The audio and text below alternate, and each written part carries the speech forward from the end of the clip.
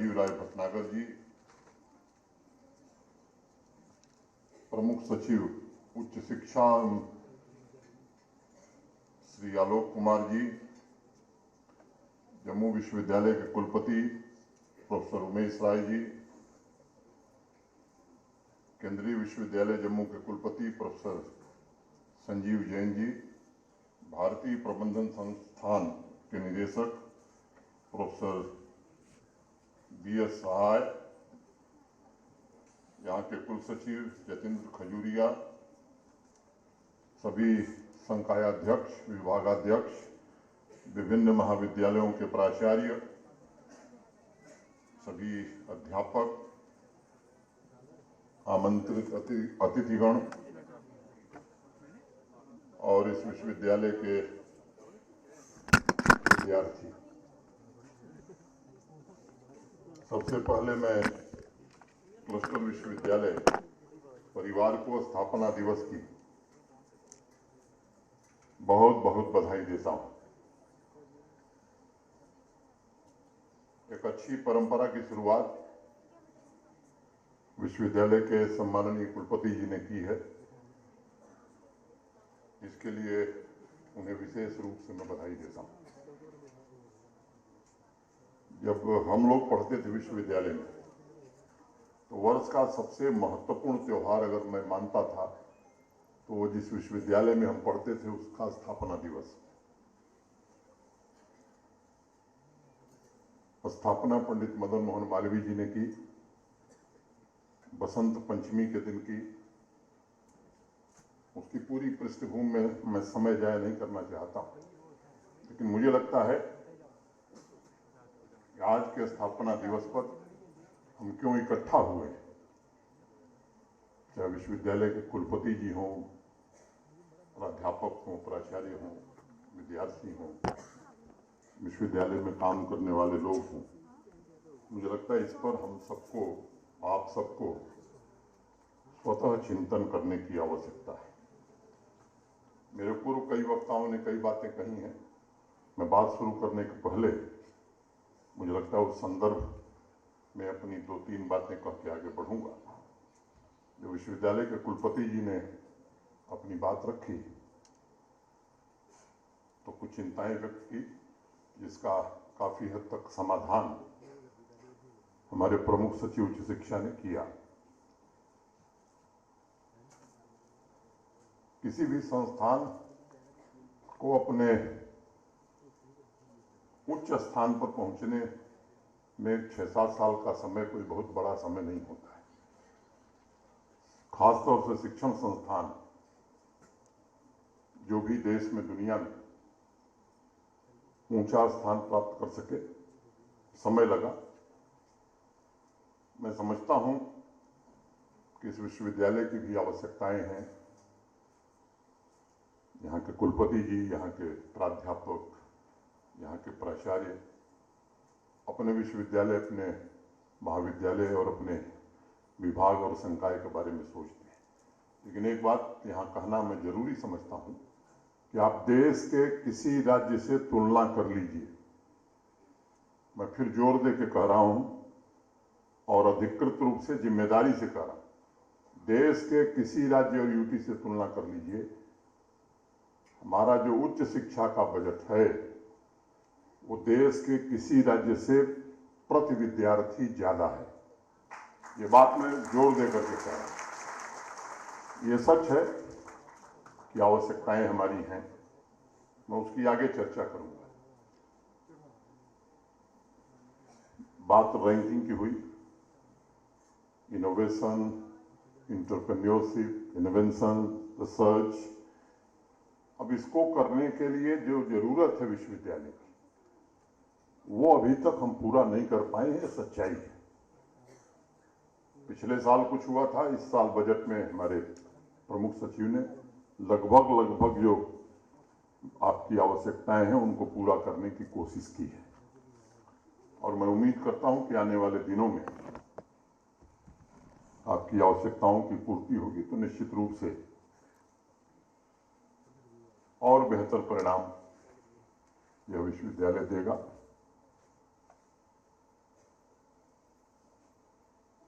वैसे सरकारी जो व्यवस्था है, पता नहीं आप लोगों ने बिशन टंडन का नाम सुना है कि नहीं, हिंदी में जिनकी रुचि होगी। बिशन टंडन एक व्यंग्यकार थे। एक पत्रिका छपती थी पहले, सारिका। भटनागर साहब आप तो पढ़े होंगे, कुछ और लोग। हिंदी की एक अच्छी पत्रिका थी। एक उनका लेख छपा, जनक का धनुष किसने तोड़ा। उसमें मैं संक्षेप में उसका जिक्र करूंगा। उस लेख में जो उन्होंने बात कही थी, व्यंग्यकार थे मूलतः, कि भारत सरकार बहुत चिंतित हुई। पुरानी बात होगी, देश का विकास कैसे हो। तो पहली बात समझ में आई कि एक आयोग का गठन होना चाहिए। तो एक आयोग बनाया गया। आयोग के एक विद्वान अध्यक्ष और कुछ मानद सदस्य बनाए गए। पहली बैठक जब आयोग की हुई तो फैसला हुआ कि अगर देश को विकसित बनाना है, देश को विकास के रास्ते पर ले जाना है, तो उसमें सबसे महत्वपूर्ण भूमिका शिक्षा की होगी। अब शिक्षा में भी सबसे महत्वपूर्ण किस पर ध्यान दिया जाए, तो तय हुआ कि प्राइमरी शिक्षा पर। तो फैसला हुआ कि सुदूर किसी ग्रामीण इलाके में किसी प्राइमरी पाठशाला पर चलते हैं, वहाँ पठन पाठन कैसा है ये पहले देखते हैं। तो आयोग के अध्यक्ष जी गए किसी सुदूर ग्रामीण इलाके में, मैं नाम नहीं लूंगा कहाँ गए। यही मौसम रहा होगा, ठंड समाप्त हो रही थी, फाल्गुन मास का प्रारंभ था या ठंड रही होगी। तो जो प्रधानाध्यापक थे, हेडमास्टर साहब, वो चारपाई पर विश्राम कर रहे थे। अध्यक्ष जी पहुंचे, उन्होंने बताया कि साहब ऐसे ऐसे भारत सरकार ने एक आयोग बनाया है और हम लोग अध्ययन करने आए हैं कि प्राइमरी विद्यालयों की हालत क्या है। तो प्रधानाध्यापक महोदय खड़े हुए, उन्होंने कहा कि साहब हमारे विद्यालय का पठन पाठन बहुत अच्छा है, अनुशासन भी बहुत उच्च कोटि का है। चलिए हम आपको अपने विद्यालय की सबसे ऊंची कक्षा 5 में ले चलते हैं। कक्षा 5 में, क्लास 5 लेके गए। वहाँ एक अध्यापक थे, वो पढ़ा रहे थे। प्रसंग सीता विवाह का था। तो अध्यक्ष जी गए, प्रधानाचार्य जी गए, और जो अध्यापक पढ़ा रहे थे वो थे। तो सभी बच्चे समवेत एक साथ खड़े हुए, और जब प्रधानाचार्य जी ने कहा कि बैठ जाओ, तो सब बैठ गए। प्रधानाचार्य जी ने आयोग के अध्यक्ष जी से कहा कि देख रहे हैं अनुशासन हमारे यहाँ का। उन्होंने कहा कि हाँ बहुत अच्छा है। अब अध्यक्ष जी ने, आयोग के अध्यक्ष ने एक सवाल पूछा एक बच्चे से कि जनक का धनुष किसने तोड़ा। तो उसने कहा मैंने नहीं तोड़ा।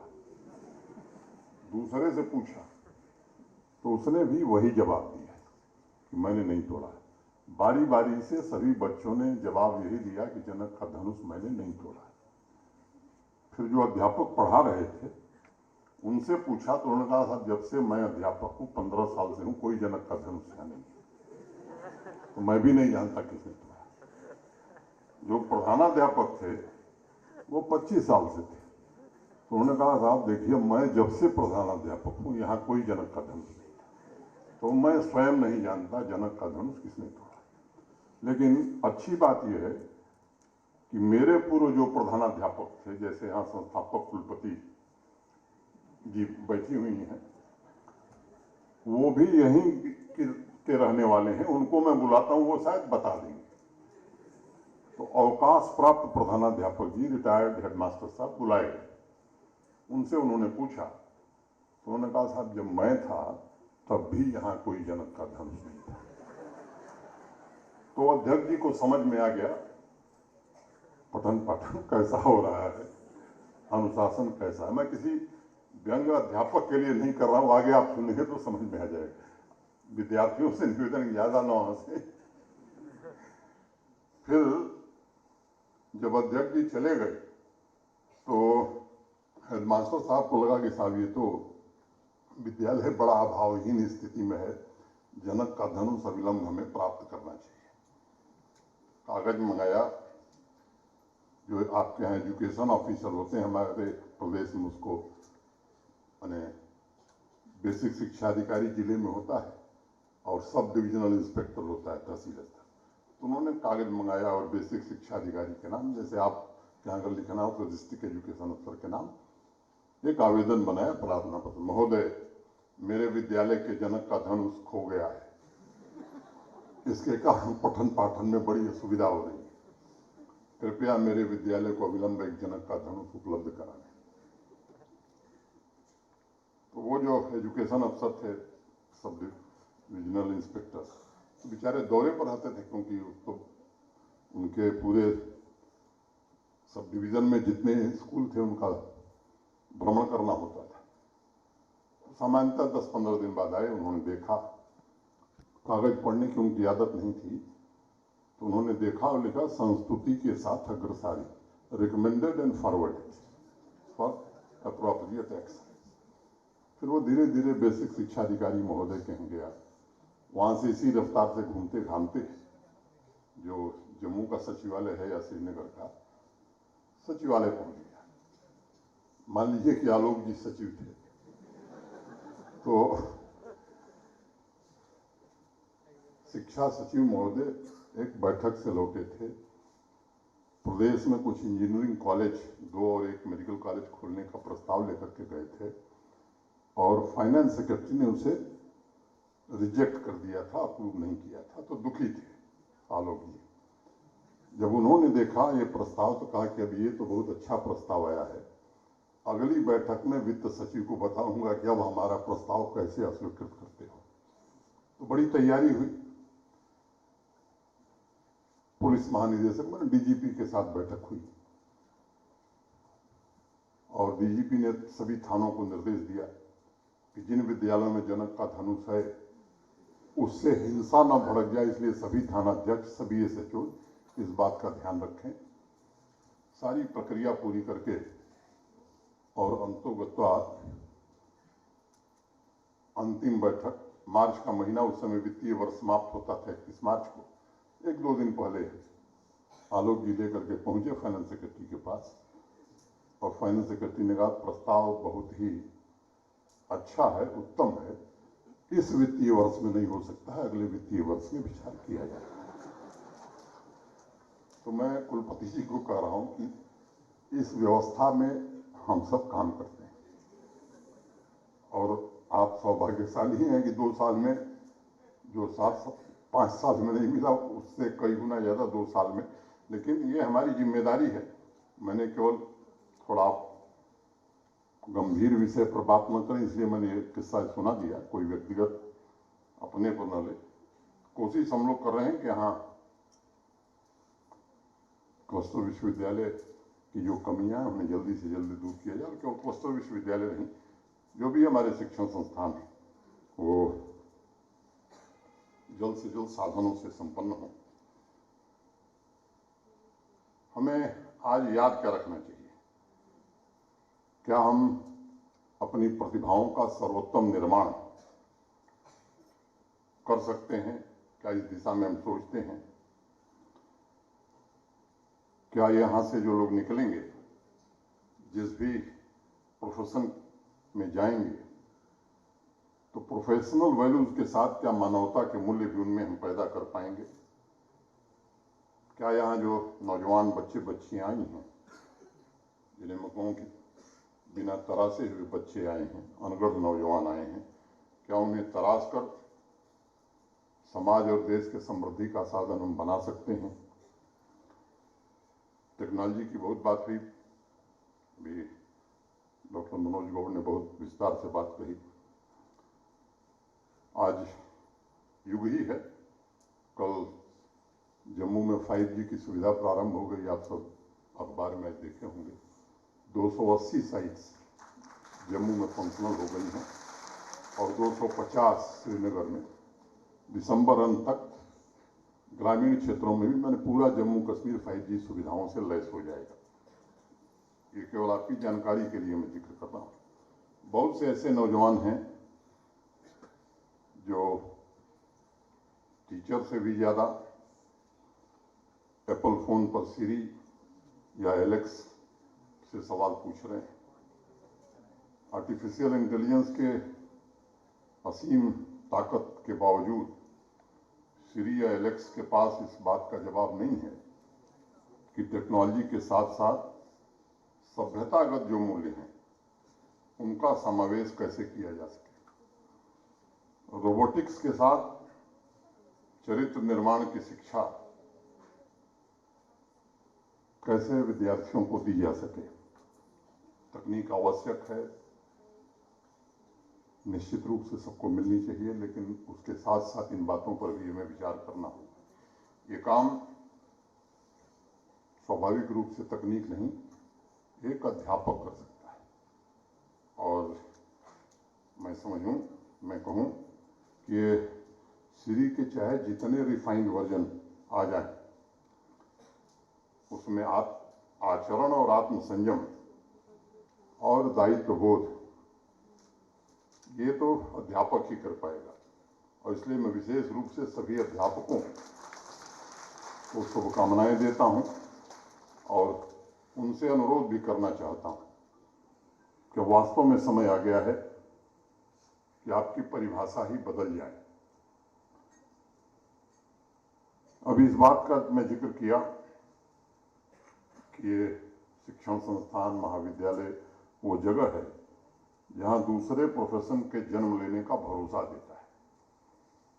इतिहास देश का, दुनिया का इस बात का साक्षी है कि अनेक बड़े बड़े इन्वेंशन कॉलेज से बाहर निकलकर हुई। और इसलिए इस बात पर जोर देना आवश्यक है कि अध्यापकों की भी परिभाषा बदले, धारणा भी बदले। ये सबसे उपयुक्त समय है और शिक्षा प्रदान करने के तरीके में भी बदलाव क्या क्या हो सकता है। सबसे पहले मैं आपसे आग्रह करूंगा कि आप ज्ञान के प्रसारक नहीं हैं, वो काम दूसरे का है। आप बच्चों को, युवाओं को जीवन जीना सिखाते हैं। Learning is all about living. सैकड़ों सालों से हमारे देश का ढांचा बदला, समाज के ढांचे से जुड़ी हुई अनेक व्यवस्थाएं बदली, लेकिन जिस प्रकार समाज जुड़ा उससे, इस तरह शिक्षा को हम क्यों नहीं जोड़ पाए। जबकि पुरातन काल में, अगर इतिहास में हम जाएंगे तो आज नॉलेज इकोनॉमी की बड़ी चर्चा हो रही है। ये हमारे पास था, ऐसे शिक्षण संस्थान थे, ऐसे आविष्कार हमारे देश ने किए जो दुनिया के विकसित देशों ने नहीं किया था। ये सब हम पहले कर चुके हैं, गुलामी के कारण, किन्हीं परिस्थितियों में। अनेक कारण हैं, मैं उन कारणों पर समय नहीं लेना चाहता। हम उस रास्ते से अलग हो गए।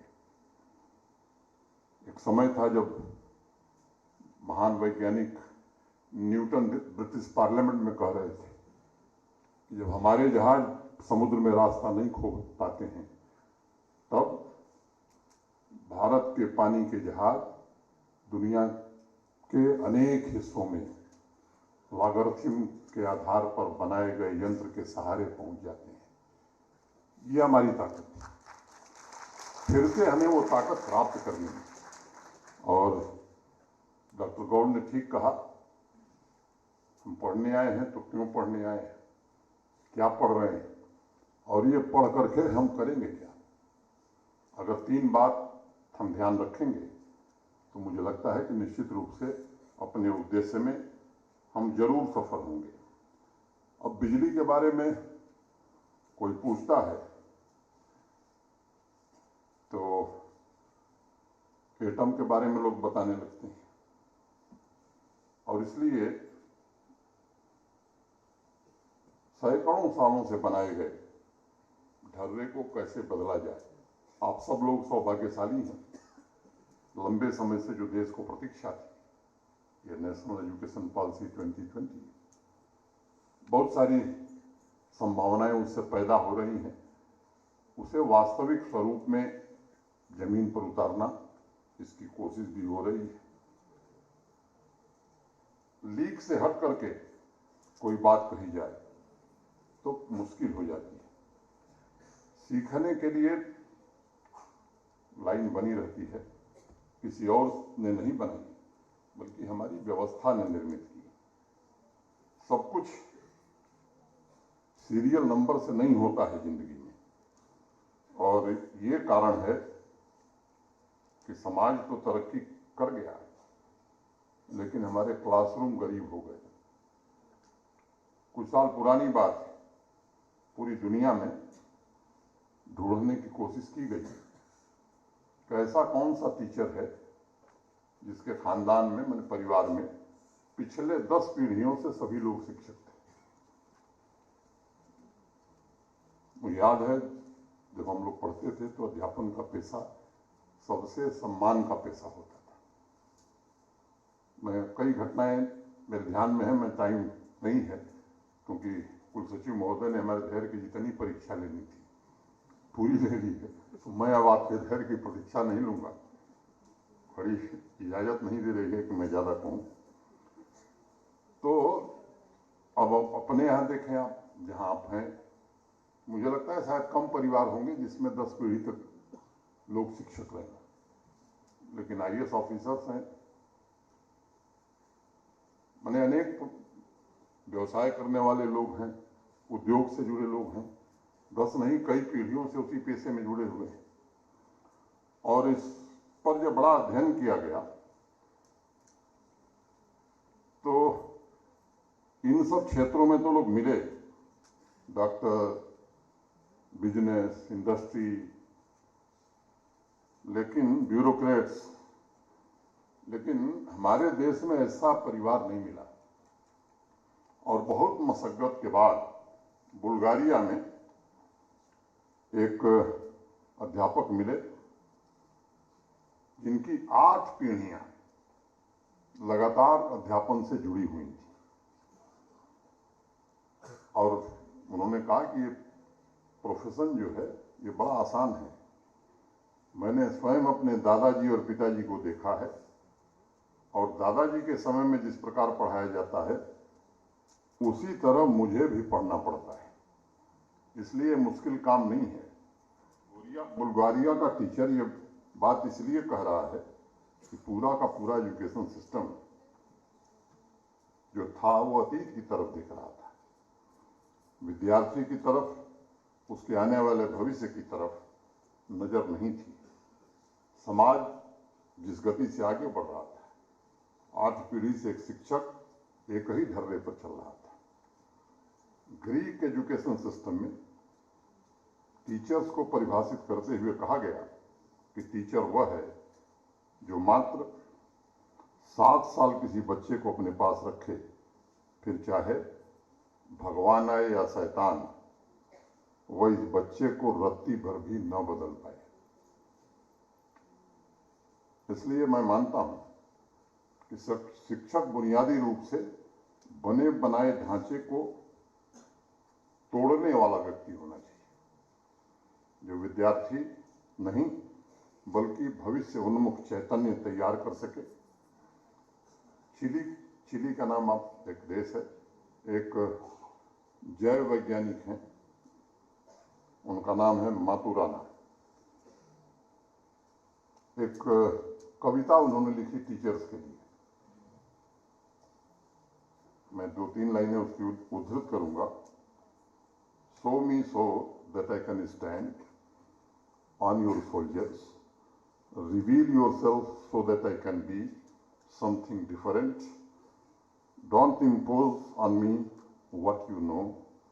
I want to explore the unknown and the source of my own discoveries.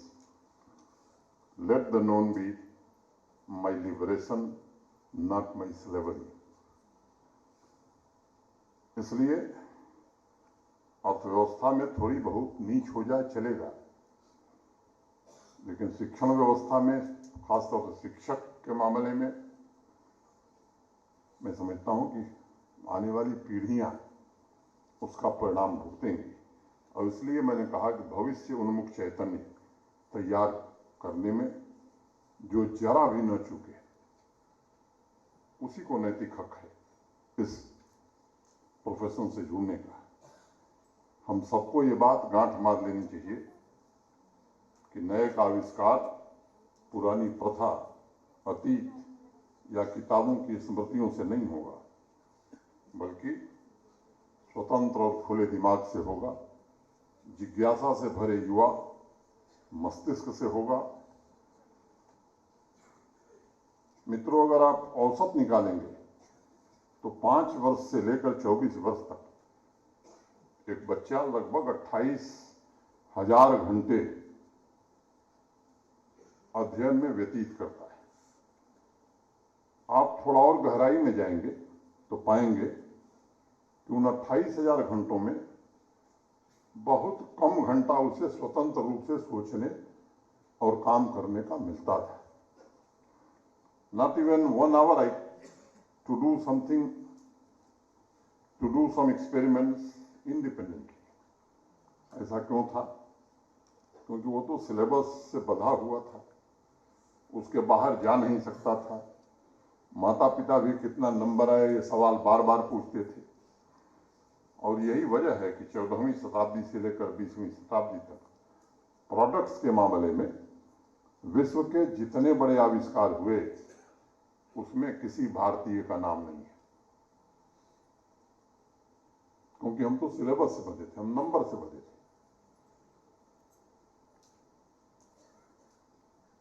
हमारे पास वैज्ञानिकों की, इंजीनियर्स की लंबी चौड़ी श्रृंखला है। सबसे ज्यादा इंजीनियरिंग की डिग्री हम दे रहे हैं, लेकिन हमारे पास ऐसे लोग भी थे जिन्होंने दुनिया के विकास में महत्वपूर्ण योगदान दिया। नाम सब जानते हैं, चाहे वो सीवी रमन साहब हों, होमी भाभा हों, हरगोविंद खुराना हों, श्रीनिवास रामानुजम हों, मेघनाथ शाह हों, विक्रम साराभाई हों, ऐसे अनेक नाम। आज अगर किसी से मैं पूछूं कि 10 नाम बताइए, बिना याद किए कोई बता पाएगा? जहां मैं पढ़ता था, किसी भी अंतर्राष्ट्रीय स्तर का कोई व्याख्यान हो, कोई भी वर्कशॉप आप कर रहे हैं, मुख्य वक्ता, मुख्य अतिथि के लिए एक नहीं 10-20 नाम बराबर मौजूद रहते थे। जम्मू में भी वही रहा। ये तो शारदा पीठ जम्मू कश्मीर रहा है, पूरे देश और दुनिया को ज्ञान का प्रकाश देने वाला स्थान रहा है। अब इस वैश्विक परिवर्तन के साथ जब इन्वेंशन का जिक्र हो रहा है, तो अब हमारा नाम कैसे आवे, हम भारतीयों का नाम कैसे जुड़े, मुझे लगता है ये हम सबके ध्यान में होना चाहिए और इसके लिए हम सबको काम करने की जरूरत है। 1440 मैंने 1440 प्रिंटिंग प्रेस, ये मानव के लिए, मनुष्य के लिए बड़ा आविष्कार था। 1989 वर्ल्ड वाइड वेब एक नई क्रांति लेकर के आई। इन दो किनारों के बीच, दो छोरों के बीच, वो मोटर कार हो, एयर कंडीशनर हो, माइक्रोवेव हो, टेलीफोन हो, मोबाइल हो, आर्टिफिशियल पेसमेकर हो, कंप्यूटर हो, इन सब में कहीं नाम आप देख रहे हैं किसी भारतीय का? ये हमारे आत्मावलोचन का विषय होना चाहिए। इसका कतई ये मतलब नहीं है कि हमारे पास टैलेंट की कमी है। इसका कतई ये मतलब नहीं है कि हम ये कर नहीं सकते हैं। हम एक ढर्रे पर चलते रहे और सीखने की बजाय कुछ नया खोजने की कोशिश नहीं की। विद्यार्थी के अंदर सिर्फ मेमोरीज को भरते रहे, उसकी जिज्ञासा की आग को हमने हवा नहीं दी। कई वर्षों बाद विनोद धाम ने पेंटियम प्रोसेसर बनाया जिस पर लैपटॉप चलता है। सबीर भाटिया ने दुनिया की पहली web based email service invent की। आजकल डेटा ट्रांसफर करने के लिए विद्यार्थी और अध्यापक जो यूएसबी लगाते हैं, उसे अजय भट्ट ने बनाया। फाइबर ऑप्टिक नरेंद्र सिंह ने बनाया। इन सभी में एक ही समानता है कि इन्होंने जोखिम उठाया, अनेक असफलताओं के बावजूद सीखने की कोशिश की और वो अंतिम दम तक हिम्मत नहीं हारी। और इसीलिए मैंने पहले ही कहा कि learning is all about living. सीखने की प्रक्रिया ही जीवन है और हम एक ऐसी लकीर पर चलना शुरू कर दिए थे कि सीखने से बहुत दूर चले जाते थे। हमें अनंत संभावनाएं नई खोज के लिए पुकार रही थी। हम क्लासरूम की चारदीवारी में उलझे हुए थे। पुरानी कहावत है, दुनिया के हजारों लाखों नए इन्वेंशन के बावजूद आज भी ज्ञान की मात्रा बहुत थोड़ी है, अज्ञात बहुत बड़ा है। मेरा निवेदन होगा खासतौर से विद्यार्थियों से, नौजवान स्टूडेंट्स, पाठ्य पुस्तक नहीं बल्कि नए खोज की ललक अपने अंदर पैदा करने की आवश्यकता है। अध्यापकों से विनम्रतापूर्वक ये कहना चाहूंगा कि इस दिशा में आपको काम करने की जरूरत है। जाने पहचाने रास्ते नहीं, अनजान रास्ते पर बच्चे आगे बढ़ें। इतनी स्वतंत्रता उन्हें होनी चाहिए कि उसके अंदर की चेतना का जन्म हो और स्वयं वो जान सके। जिस दिन विद्यार्थी स्वयं को जान लेगा, जिस दिन क्लास की दीवारें या कृत्रिम बाउंड्री, आर्टिफिशियल बाउंड्री उसकी अपने आप टूट जाएगी। हमारे पूर्व राष्ट्रपति डॉक्टर कलाम एक अध्यापक थे जिनका नाम आप सब जानते हैं, शिवा सुब्रमण्यम अय्यर। उनके अध्यापक थे कलाम साहब के, शिवा सुब्रमण्यम अय्यर। कलाम साहब अक्सर अपने व्याख्यानों में उनका जिक्र करते थे। एक किस्सा उन्होंने सुनाया कि एक दिन अय्यर साहब एयरक्राफ्ट के बारे में पढ़ा रहे थे बच्चों को। उन्होंने चिड़ियों की उड़ान के बारे में 1 घंटे का लेक्चर दिया, बोर्ड पर डायग्राम बनाया, बड़ी मेहनत से सभी युवाओं को समझाया। 1 घंटे बाद उन्होंने पूछा कि कुछ समझ में आया? तो पूरे क्लास के बच्चों ने एक स्वर में कहा कि सर हमें कुछ नहीं समझ में आया। लेकिन जो टीचर थे अय्यर साहब, उनको गुस्सा नहीं आया। वो हंसे और सभी विद्यार्थियों से कहा, चलो कल की क्लास नदी के किनारे करेंगे सुबह। कलाम साहब कहते थे, जो बातें 1 घंटे में समझ में नहीं आई, वो मात्र 10 मिनट में नदी के किनारे उड़ते पक्षियों को देख करके हम सबको समझ में आ गई। और कलाम साहब ये भी कहा उन्होंने, I did not learn the birds flight but birds flight entered into me. सीखना वही है जो स्टूडेंट्स के अंतरतम को छू जाए।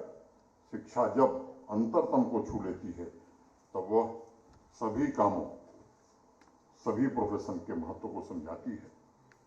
नौजवानों को जीवन की समग्रता में देखने का अवसर देती है।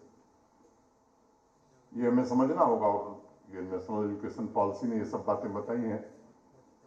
वक्त नहीं है कि मैं इस पर ज़्यादा। अब कंप्यूटर इंजीनियर और म्यूजिशियन दोनों का महत्व बराबर है। कभी हीन भावना से ग्रसित होने की जरूरत नहीं है। और ये हमारी राष्ट्रीय शिक्षा नीति इस बात पर बल देती है। इंसान को इंसान की तरह देखने की दृष्टि देना, ये सबसे बड़ी शिक्षा है। और इसलिए वरिष्ठ अध्यापकों या गुरुओं का इस पृथ्वी पर सबसे बड़ा सृजनकर्ता या तपस्वी माना गया है। तो मेरा आग्रह होगा कि बिना एक विद्यार्थी की दूसरे विद्यार्थी से तुलना किए उन्हें जीवन को समानता, समग्रता में देखने की दृष्टि आप दें। पूरे विश्व की मात्र 27% विश्व के पूरे 27% प्रोफेशनल्स ऐसे हैं जो उस सेक्टर में नौकरी कर रहे हैं। मैं केवल भारत की बात नहीं कर रहा, जिसमें उन्होंने पढ़ाई की थी। 73% ग्रेजुएट या पोस्ट ग्रेजुएट ऐसे हैं जिस फील्ड में वो काम कर रहे हैं उनका पढ़े हुए सब्जेक्ट से कोई लेना देना नहीं। इसके पीछे भी एक बड़ा कारण है। एक लेबर मार्केट फर्म है एमसी, विश्व का सबसे बड़ा सर्वे किया उसने। अलग अलग देशों के 12 करोड़ प्रोफेशनल्स की सीवी, जॉब साइट से लेकर उसकी एनालिसिस की और उसने पाया फिलॉसफी माने दर्शन शास्त्र का विद्यार्थी वर्तमान में मार्केटिंग मैनेजर है, और जिसने इंजीनियरिंग की पढ़ाई की थी वो म्यूजिक डायरेक्टर है। उसके बाद उसने निष्कर्ष निकाला कि विश्वविद्यालय का कैंपस विद्यार्थी की नींव को तैयार करना है। आगे चलकर वह किस प्रोफेशन को अपनाएगा उसकी दिशा तय करने का काम उसकी जिज्ञासा, उसकी खोज, उसका इंटरेस्ट, उसकी इंडिविजुअलिटी ही कर पाएगी। और मैं आज सभी विद्यार्थियों से कहना चाहता हूं, जैसा मैंने पहले कहा कि आप वास्तव में खुशनसीब हैं। भारत के वर्तमान प्रधानमंत्री जी ने एक नया उपहार दिया है। ये शायद हमारे देश में हर विद्यार्थी को एक इंडिविजुअलिटी और उसकी यूनिकनेस को प्रोत्साहित करेगी। टीचर्स को भी मौका मिला है कि स्टूडेंट्स की चेतना को तराश कर उसे साइंस की आग से गुजार कर, साहस की आग से गुजार कर उसकी आत्मा को कुंदन बनावे। ये बहुत बड़ा संयोग है और मैं समझता हूं कि ये विश्वविद्यालय, यहाँ के सभी प्राध्यापक, सम्माननीय कुलपति इस दिशा में विश्वविद्यालय और इससे जुड़े सभी महाविद्यालयों को आगे बढ़ाएंगे। एक ऐसे कालखंड में हम गुजर रहे हैं जब दुनिया की सबसे तेज गति से बढ़ने वाली अर्थव्यवस्था हम बन गई। जिस देश के कभी हम गुलाम होते थे उस देश को पीछे छोड़ते हुए दुनिया की 5वीं बड़ी अर्थव्यवस्था आज हमने आत्मनिर्भर भारत का जो लक्ष्य रखा है प्रधानमंत्री ने, हमें तीसरी बड़ी अर्थव्यवस्था बनना है। कैसे बनेंगे? स्वाभाविक रूप से मैंने पहले ही कहा कि बिना नॉलेज इकॉनमी के नहीं बन सकते। अब हम सही रास्ते पर आए हैं। दुनिया के दूसरे देशों को देखिए, वहाँ के शिक्षण संस्थान, वहाँ के विश्वविद्यालय, वो इकोनॉमिक ग्रोथ के सेंटर हैं उस शहर के, उस राज्य के। अब हमें हमारा लक्ष्य वहाँ होना चाहिए। मैं समझता हूँ दिशा में आप सब सोचेंगे। मैं पूरी तरह से आश्वस्त हूँ। प्रोफेसर गौड़ ने बताया, जो हायर एजुकेशन काउंसिल बनी है, प्रोफेसर दिनेश सिंह, प्रोफेसर कवि आर्या, प्रोफेसर रंगराजन, अनेक ऐसे नाम और काफी रुचि ले रहे हैं। और जो कुलपति हैं, जो प्राध्यापक हैं, हमारे प्राचार्य हैं, ये सब लोग, उम्मीद करता हूं कि अच्छे वातावरण में पूरे जम्मू कश्मीर में शिक्षा वास्तव में जो उसका उद्देश्य होना चाहिए उस उद्देश्य को बच्चों को हम दे सकें, समाज को दे सकें। जम्मू कश्मीर की छोटी छोटी समस्याओं का समाधान हमें बाहर जाने की जरूरत न पड़े। समाज की समस्याओं का समाधान हमारा विद्यार्थी, हमारे अध्यापक के नेतृत्व में करे। उस दिशा में हमें आगे बढ़ना है। मैं आशावादी हूं और मुझे भरोसा है कि जम्मू कश्मीर फिर से शारदा पीठ बनेगा देश का, दुनिया का। वास्तव में कोशिश हो रही है पिछले 3 वर्षों में विभिन्न क्षेत्रों में। शिक्षा उसमें सबसे महत्वपूर्ण है। मैं आलोक बैठे इनकी तारीफ करूं, मुझे इनके सामने ठीक नहीं है, लेकिन बाकी क्षेत्रों में भी, शिक्षा के अलावा भी जम्मू कश्मीर के 70% नागरिक, 13 लाख परिवार कृषि और संबंधित क्षेत्र से जुड़े हैं, एग्रीकल्चर और एलाइड सेक्टर से। उस क्षेत्र में भी एक बड़ा इंटरवेंशन हम लोगों ने किया है। देश के जाने माने कृषि वैज्ञानिकों की एक समिति, काफी समय काम किया उन्होंने और एक 29 इंटरवेंशन उन्होंने प्रपोज किए और 13 लाख परिवारों का जीवन 5 साल में निश्चित रूप से बदल जाएगा। जीडीपी में जो एग्रीकल्चर अलाइड सेक्टर का कंट्रीब्यूशन है वो बड़ा कंजर्वेटिव असेसमेंट उस कमेटी ने दिया है। मैं यकीनी तौर पर कह सकता हूं कि वो दुगुनी से ज्यादा हो जाएगा। हमारे पास ऐसी सुविधाएं भी हैं, उसको हम कोशिश कर रहे हैं। एक बड़ी चर्चा होती है कि रोजगार के अवसर यहां नहीं। मित्रों, मैं 2-3 मिनट में खत्म करूंगा। आप सब जम्मू कश्मीर के भविष्य हैं, खासतौर से नौजवान जो मित्र बैठे हैं, जो अध्यापक हैं, मैं समझता हूं कि समाज को दिशा देने वाले आप सब लोग हैं। लगभग 5 लाख सरकारी कर्मचारी हैं जम्मू कश्मीर। 5 लाख। आबादी हमारी 1 करोड़ 30 लाख या 35 लाख होगी। अगर मैं कुछ और राज्यों का नाम गिनाऊं, अभी आपको नहीं समझ में आ रहा होगा। बिहार की आबादी 13 करोड़ है और जम्मू कश्मीर में जितने सरकारी कर्मचारी, उससे 23,000 कम सरकारी कर्मचारी बिहार में है।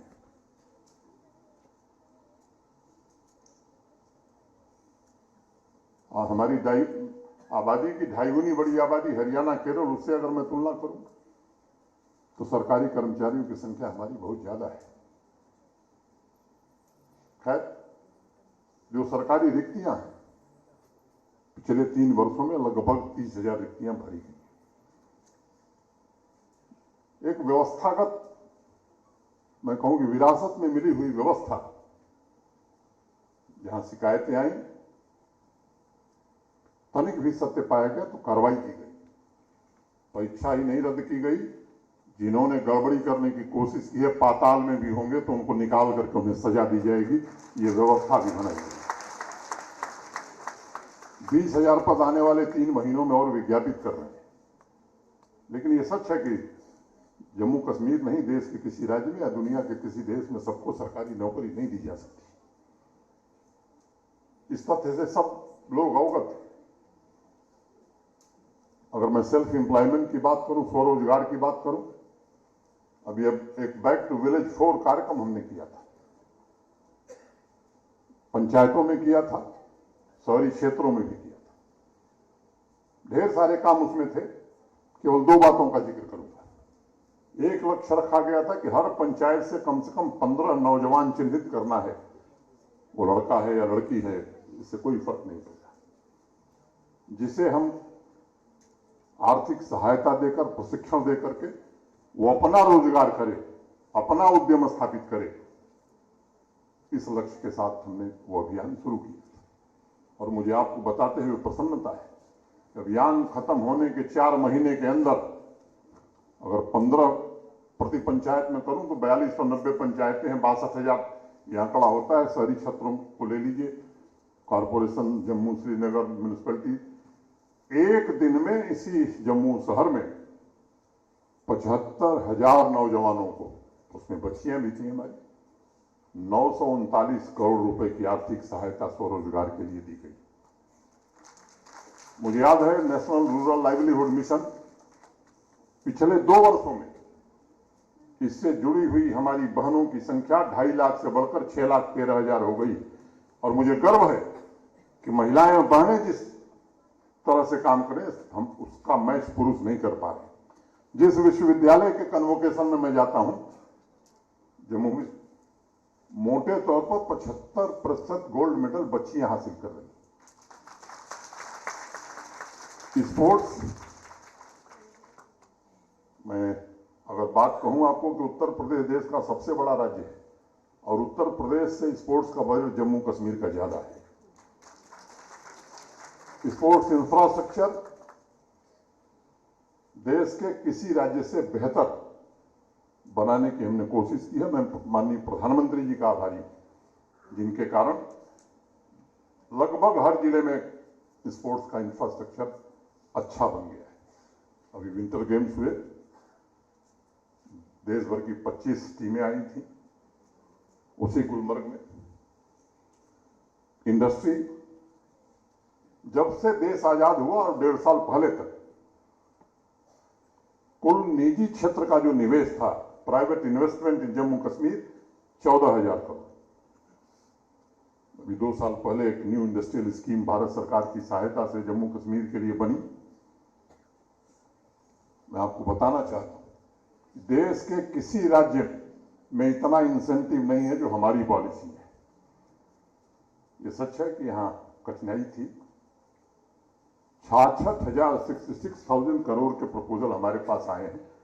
माननीय प्रधानमंत्री जब आए थे पिछली बार, 38,000 की ग्राउंड ब्रेकिंग सेरेमनी हमने की थी। लगभग 16,000 करोड़ के काम जमीन पर हो रहे हैं। बाकी भी जल्दी से जल्दी हकीकत में बदले, इसके लिए हम श्रम कर रहे हैं, परिश्रम कर रहे हैं। रोजगार वहां से उठे। टूरिज्म, 1,88,00,000 लोग जम्मू कश्मीर में देश के विभिन्न हिस्सों से, देश के दूसरे देशों से आए हैं।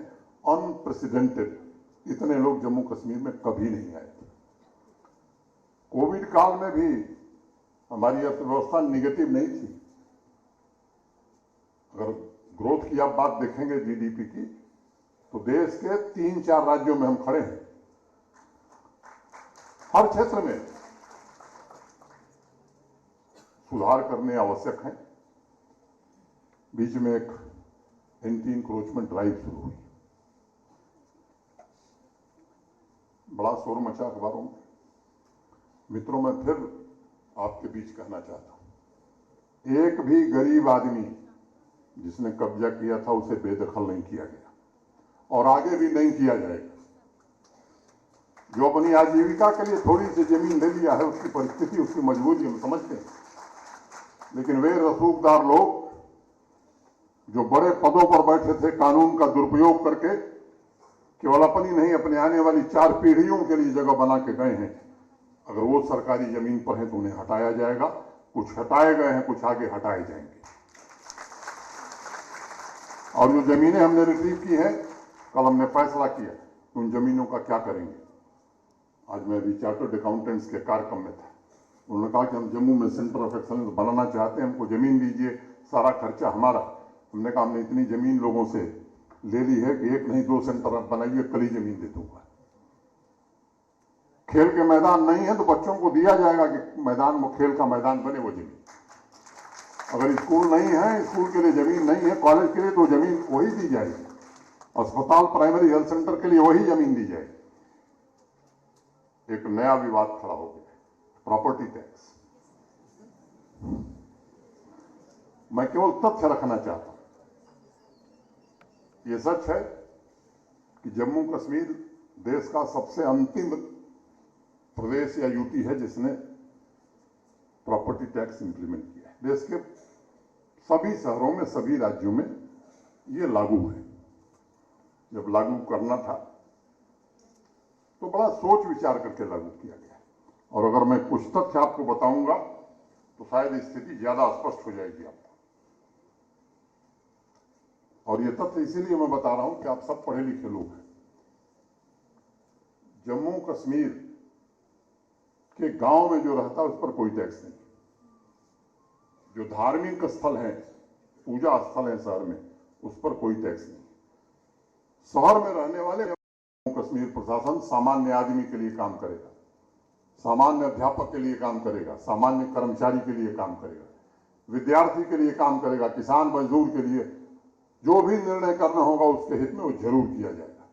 लेकिन 1000-2000 लोग जिन्होंने 70 सालों में जम्मू कश्मीर को बदहाल बनाया है, उनके इशारे पर जम्मू कश्मीर प्रशासन अब नहीं चल सकता है। ये बात उन्हें समझनी होगी। इतनी ही बात कहता हुआ मैं आप सबको हृदय से धन्यवाद देता हुआ, स्थापना दिवस की बधाई देता हुआ मैं अपनी बात पूरी करता हूं। और माननीय कुलपति जी को, जो है वो भी हो सकता है, कुछ और यहां हो सकता है। जो है वो भी हो सकता है, कुछ और यहां हो सकता है।